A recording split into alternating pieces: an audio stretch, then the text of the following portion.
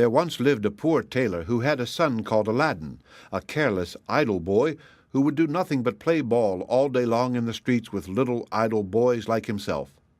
This so grieved the father that he died. Yet, in spite of his mother's tears and prayers, Aladdin did not mend his ways. One day, when he was playing in the streets as usual, a stranger asked him his age, and if he was not the son of Mustapha the tailor. "I am, sir," replied Aladdin, "but he died a long while ago." On this, the stranger, who was a famous African magician, fell on his neck and kissed him, saying, "I am your uncle, and knew you from your likeness to my brother. Go to your mother and tell her I am coming." Aladdin ran home and told his mother of his newly found uncle. "Indeed, child," she said, "your father had a brother, but I always thought he was dead." However, she prepared supper and bade Aladdin seek his uncle, who came laden with wine and fruit. He presently fell down and kissed the place where Mustapha used to sit, bidding Aladdin's mother not to be surprised at not having seen him before, as he had been 40 years out of the country. He then turned to Aladdin and asked him his trade, at which the boy hung his head, while his mother burst into tears. On learning that Aladdin was idle and would learn no trade, he offered to take a shop for him and stock it with merchandise. Next day he bought Aladdin a fine suit of clothes and took him all over the city, showing him the sights, and brought him home at nightfall to his mother, who was overjoyed to see her son so fine. The next day the magician led Aladdin into some beautiful gardens at a long way outside the city gates. They sat down by a fountain, and the magician pulled a cake from his girdle, which he divided between them. Then they journeyed onward till they almost reached the mountains. Aladdin was so tired that he begged to go back, but the magician beguiled him with pleasant stories and led him on in spite of himself. At last they came to 2 mountains divided by a narrow valley. "We will go no further," said the false uncle. "I will show you something wonderful, only do you gather up sticks while I kindle a fire." When it was lit, the magician threw on it a powder he had about him, at the same time saying some magical words. The earth trembled a little and opened in front of them, disclosing a square, flat stone with a brass ring in the middle to raise it by. Aladdin tried to run away, but the magician caught him and gave him a blow that knocked him down. "What have I done, uncle?" he said piteously, whereupon the magician said more kindly, "Fear nothing, but obey me. Beneath this stone lies a treasure which is to be yours, and no one else may touch it, so you must do exactly as I tell you." At the word treasure, Aladdin forgot his fears and grasped the ring as he was told, saying the names of his father and grandfather. The stone came up quite easily, and some steps appeared. "Go down," said the magician. "At the foot of those steps you will find an open door leading into 3 large halls. Tuck up your gown and go through them without touching anything, or you will die instantly. These halls lead into a garden of fine fruit trees. Walk on until you come to a niche in a terrace where stands a lighted lamp. Pour out the oil it contains and bring it to me." He drew a ring from his finger and gave it to Aladdin, bidding him prosper. Aladdin found everything as the magician had said, gathered some fruit off the trees, and, having got the lamp, arrived at the mouth of the cave. The magician cried out in a great hurry, "Make haste and give me the lamp." This Aladdin refused to do until he was out of the cave. The magician flew into a terrible passion, and throwing some more powder onto the fire, he said something, and the stone rolled back into its place. The magician left Persia forever, which plainly showed that he was no uncle of Aladdin's, but a cunning magician who had read in his magic books of a wonderful lamp which would make him the most powerful man in the world. Though he alone knew where to find it, he could only receive it from the hand of another. He had picked out the foolish Aladdin for this purpose, intending to get the lamp and kill him afterward. For 2 days Aladdin remained in the dark, crying and lamenting. At last he clasped his hands in prayer, and in so doing rubbed the ring which the magician had forgotten to take from him. Immediately an enormous and frightful genie rose out of the earth, saying, "What wouldst thou with me? I am the slave of the ring, and will obey thee in all things." Aladdin fearlessly replied, "Deliver me from this place," whereupon the earth opened, and he found himself outside. As soon as his eyes could bear the light, he went home, but fainted on the threshold. When he came to himself, he told his mother what had passed, and showed her the lamp and the fruits he had gathered in the garden, which were in reality precious stones. He then asked for some food. "Alas, child," she said, "I have nothing in the house, but I have spun a little cotton, and will go and sell it." Aladdin bade her keep her cotton, for he would sell the lamp instead. As it was very dirty, she began to rub it, that it might fetch a higher price. Instantly a hideous genie appeared, and asked what she would have. She fainted away, but Aladdin, snatching the lamp, said boldly, "Fetch me something to eat." The genie returned with a silver bowl, 12 silver plates containing rich meats, 2 silver cups, and 2 bottles of wine. Aladdin's mother, when she came to herself, said, "Whence comes this splendid feast?" "Ask naught, but eat," replied Aladdin. So they sat at breakfast till it was dinner time, and Aladdin told his mother about the lamp. She begged him to sell it and have nothing to do with devils. "No," said Aladdin, "since chance hath made us aware of its virtues, we will use it, and the ring likewise, which I shall always wear on my finger."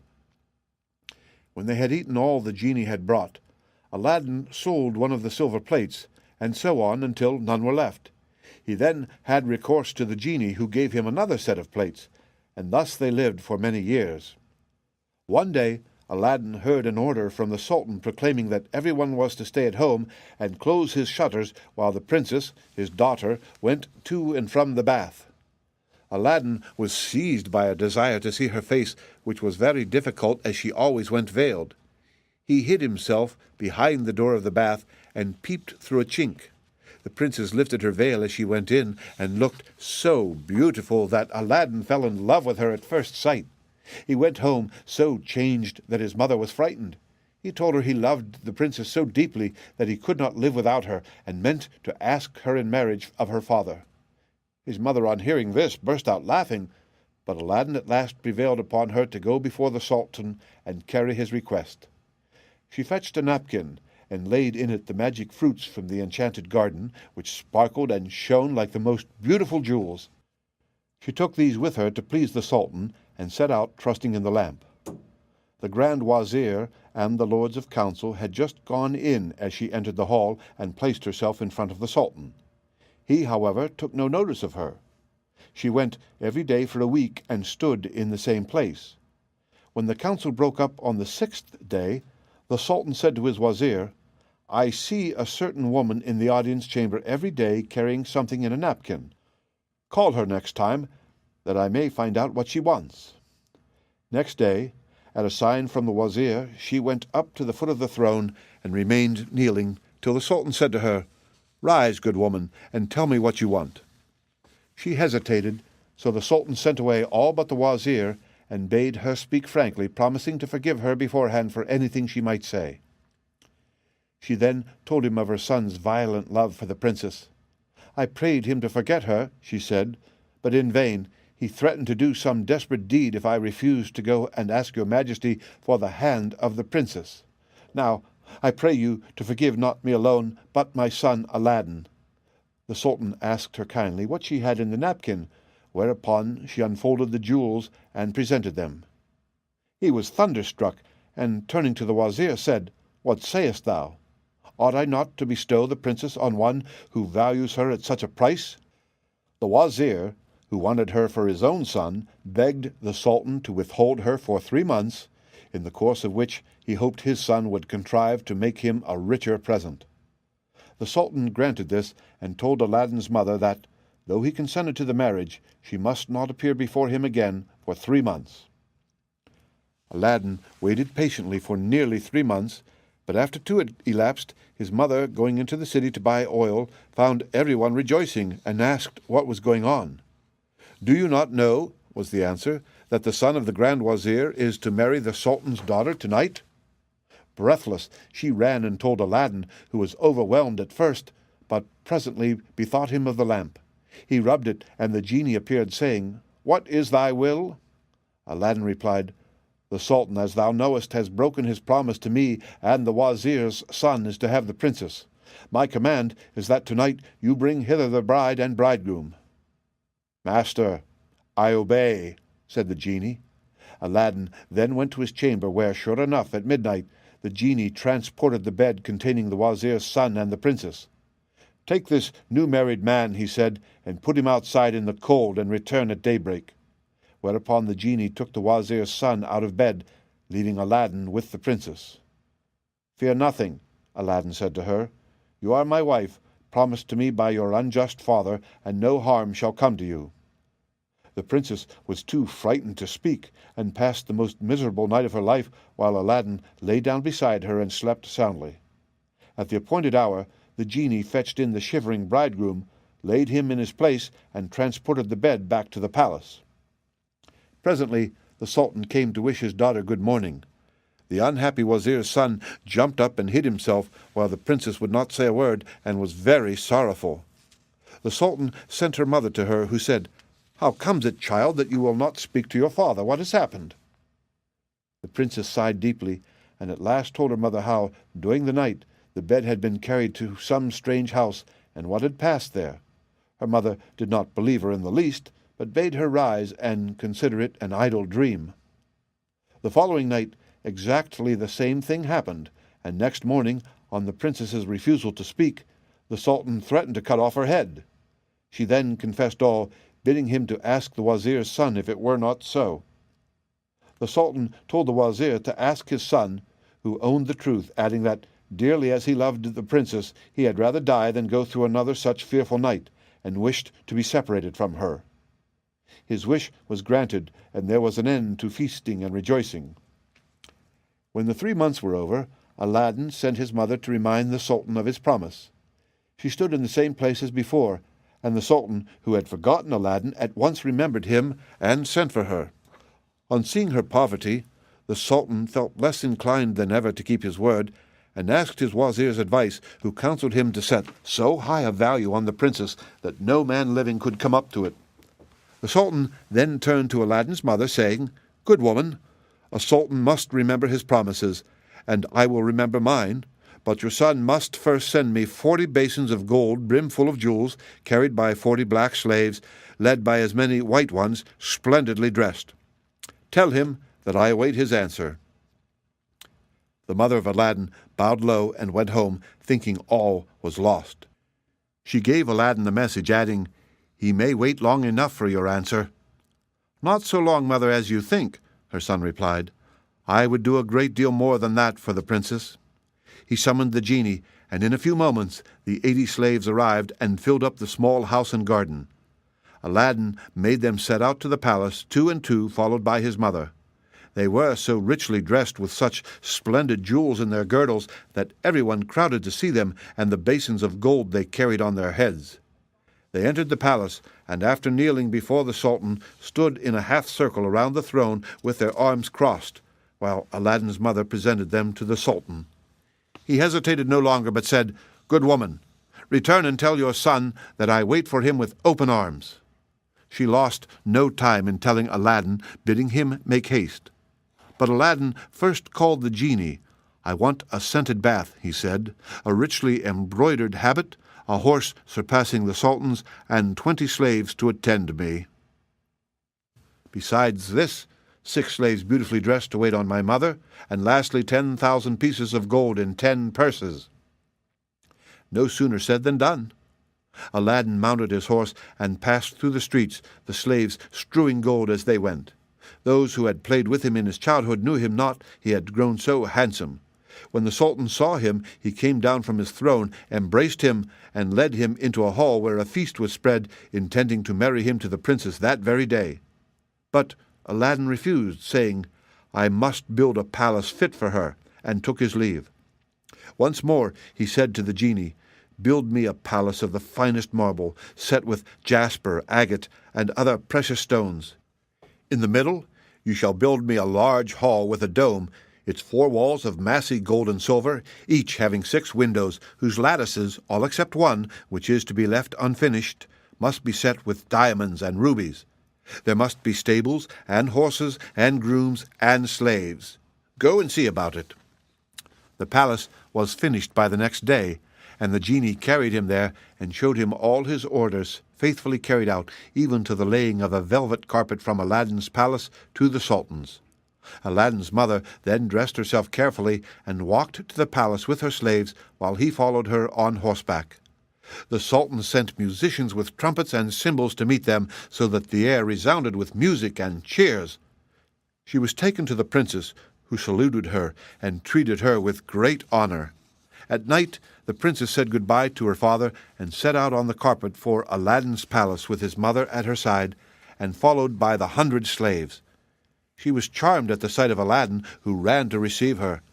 "Princess," he said, "blame your beauty for my boldness if I have displeased you." She told him that, after seeing him, she willingly obeyed her father in this matter. After the wedding had taken place, Aladdin led her into the hall, where a feast was spread, and she supped with him, after which they danced till midnight. Next day, Aladdin invited the Sultan to see the palace. On entering the hall, with the 24 windows with their rubies, diamonds, and emeralds, he cried, "It is a world's wonder. There is only one thing that surprises me. Was it by accident that one window was left unfinished?" "No, sir, by design," returned Aladdin. "I wished your Majesty to have the glory of finishing this palace." The Sultan was pleased and sent for the best jewelers in the city. He showed them the unfinished window and bade them fit it up like the others. "Sir," replied their spokesman, "we cannot find jewels enough." The Sultan had his own fetched, which they soon used, but to no purpose, for in a month's time the work was not half done. Aladdin, knowing that their task was in vain, bade them undo their work and carry the jewels back, and the genie finished the window at his command. The Sultan was surprised to receive his jewels again, and visited Aladdin, who showed him the window finished. The Sultan embraced him, the envious wazir meanwhile hinting that it was the work of enchantment. Aladdin had won the hearts of the people by his gentle bearing. He was made captain of the Sultan's armies and won several battles for him, but remained modest and courteous as before, and lived thus in peace and content for several years. But far away in Africa, the magician remembered Aladdin, and by his magic arts discovered that Aladdin, instead of perishing miserably in the cave, had escaped, and had married a princess with whom he was living in great honor and wealth. He knew that the poor tailor's son could only have accomplished this by means of the lamp, and traveled night and day until he reached the capital of China, bent on Aladdin's ruin. As he passed through the town, he heard people talking everywhere about a marvelous palace. "Forgive my ignorance," he asked. "What is this palace you speak of?" "Have you not heard of Prince Aladdin's palace?" was the reply. "The greatest wonder of the world? I will direct you if you have a mind to see it." The magician thanked him who spoke, and having seen the palace, knew that it had been raised by the genie of the lamp, and became half mad with rage. He determined to get hold of the lamp and again plunge Aladdin into the deepest poverty. Unluckily, Aladdin had gone a-hunting for 8 days, which gave the magician plenty of time. He bought a dozen copper lamps, put them into a basket, and went to the palace crying, "New lamps for old," followed by a jeering crowd. The princess, sitting in the hall of 24 windows, sent a slave to find out what the noise was about, who came back laughing, so that the princess scolded her. "Madam," replied the slave, "who can help laughing to see an old fool offering to exchange fine new lamps for old ones?" Another slave, hearing this, said, "There is an old one on the cornice there, which he can have." Now, this was the magic lamp which Aladdin had left there, as he could not take it out hunting with him. The princess, not knowing its value, laughingly bade the slave take it and make the exchange. She went and said to the magician, "Give me a new lamp for this." He snatched it and bade the slave take her choice amid the jeers of the crowd. Little he cared, but left off crying his lamps and went out of the city gates to a lonely place, where he remained until nightfall, when he pulled out the lamp and rubbed it. The genie appeared, and at the magician's command carried him, together with the palace and the princess in it, to a lonely place in Africa. Next morning the Sultan looked out of the window towards Aladdin's palace and rubbed his eyes, for it was gone. He sent for the wazir and asked what had become of the palace. The wazir looked out too, and was lost in astonishment.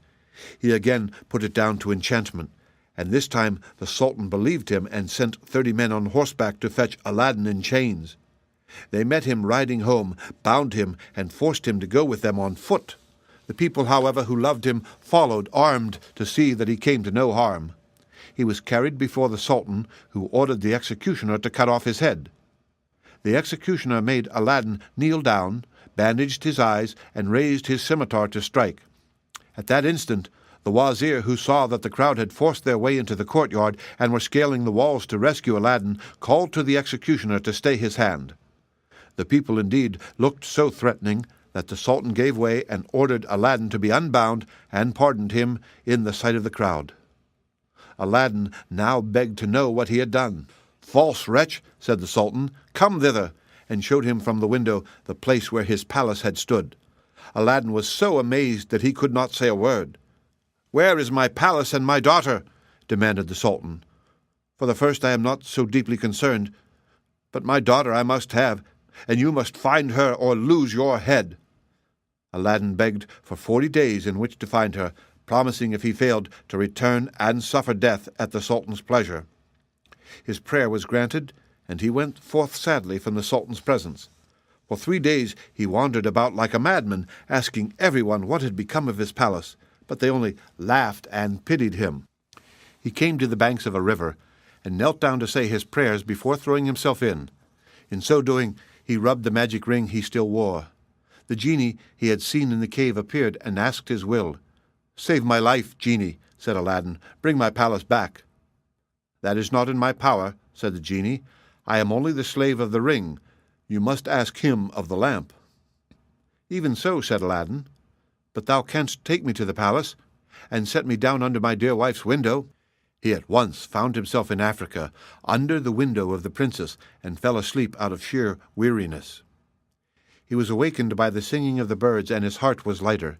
He saw plainly that all his misfortunes were owing to the loss of the lamp, and vainly wondered who had robbed him of it. That morning the princess rose earlier than she had done since she had been carried into Africa by the magician, whose company she was forced to endure once a day.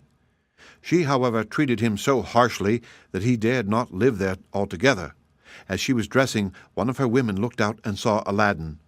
The princess ran and opened the window, and at the noise she made, Aladdin looked up. She called to him to come to her, and great was the joy of these lovers at seeing each other again. After he had kissed her, Aladdin said, "I beg of you, princess, in God's name, before we speak of anything else for your own sake and mine, tell me what has become of an old lamp I left on the cornice in the hall of 24 windows when I went hunting." "Alas," she said, "I am the innocent cause of our sorrows," and told him of the exchange of the lamp. "Now I know," cried Aladdin, "that we have to thank the African magician for this. Where is the lamp?" "He carries it about with him," said the princess. "I know, for he pulled it out of his breast to show me. He wishes me to break my faith with you and marry him, saying that you were beheaded by my father's command. He is forever speaking ill of you, but I only reply by my tears.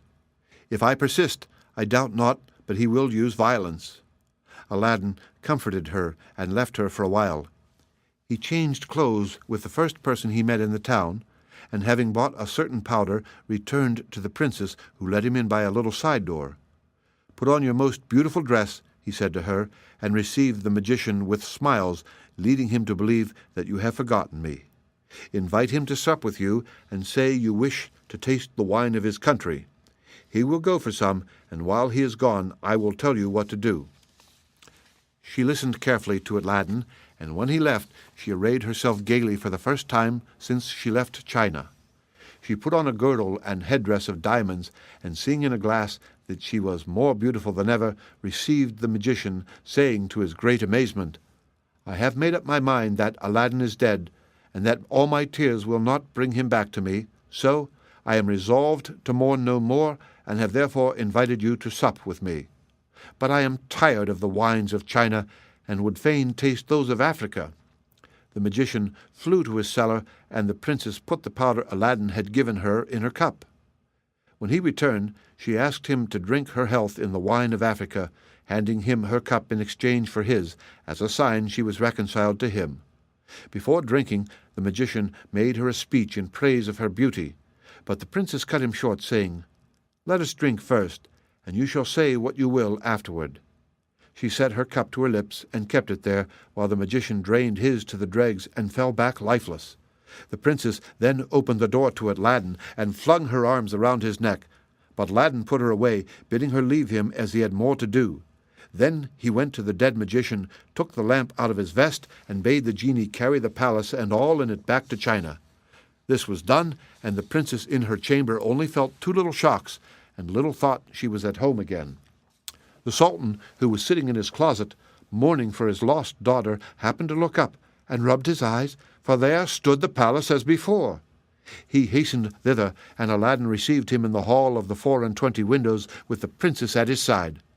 Aladdin told him what had happened, and showed him the dead body of the magician, that he might believe. A 10 days' feast was proclaimed, and it seemed as if Aladdin might now live the rest of his life in peace. But it was not to be. The African magician had a younger brother who was, if possible, more wicked and more cunning than himself. He traveled to China to avenge his brother's death, and went to visit a pious woman called Fatima, thinking she might be of use to him. He entered her cell and clapped a dagger to her breast, telling her to rise and do his bidding on pain of death. He changed clothes with her, colored his face like hers, put on her veil, and murdered her, that she might tell no tales. Then he went toward the palace of Aladdin, and all the people, thinking he was the holy woman, gathered round him, kissing his hands and begging his blessing. When he got to the palace, there was such a noise going on round him that the princess bade her slave look out of the window and ask what was the matter. The slave said it was the holy woman, curing people by her touch of their ailments, whereupon the princess, who had long desired to see Fatima, sent for her. On coming to the princess, the magician offered up a prayer for her health and prosperity. When he had done, the princess made him sit by her, and begged him to stay with her always. The false Fatima, who wished for nothing better, consented, but kept his veil down for fear of discovery. The princess showed him the hall, and asked him what he thought of it. "It is truly beautiful," said the false Fatima. "In my mind it wants but one thing." "And what is that?" said the princess. "If only a roc's egg," replied he, "were hung up from the middle of this dome, it would be the wonder of the world." After this, the princess could think of nothing but the roc's egg, and when Aladdin returned from hunting, he found her in a very ill humor. He begged to know what was amiss, and she told him that all her pleasure in the hall was spoiled for the want of a roc's egg hanging from the dome. "If that is all," replied Aladdin, "you shall soon be happy." He left her and rubbed the lamp, and when the genie appeared, commanded him to bring a roc's egg. The genie gave such a loud and terrible shriek that the hall shook. "Wretch!" he cried, "is it not enough that I have done everything for you, but you must command me to bring my master and hang him up in the midst of this dome? You and your wife and your palace deserve to be burnt to ashes. But that this request does not come from you, but from the brother of the African magician whom you destroyed. He is now in your palace, disguised as the holy woman whom he murdered. He it was who put that wish into your wife's head. Take care of yourself, for he means to kill you." So saying, the genie disappeared. Aladdin went back to the princess, saying his head ached, and requesting that the holy Fatima should be fetched to lay her hands on it. But when the magician came near, Aladdin, seizing his dagger, pierced him to the heart. "What have you done?" cried the princess. "You have killed the holy woman." "Not so," replied Aladdin, "but a wicked magician," and told her of how she had been deceived. After this, Aladdin and his wife lived in peace. He succeeded the Sultan when he died, and reigned for many years, leaving behind him a long line of kings.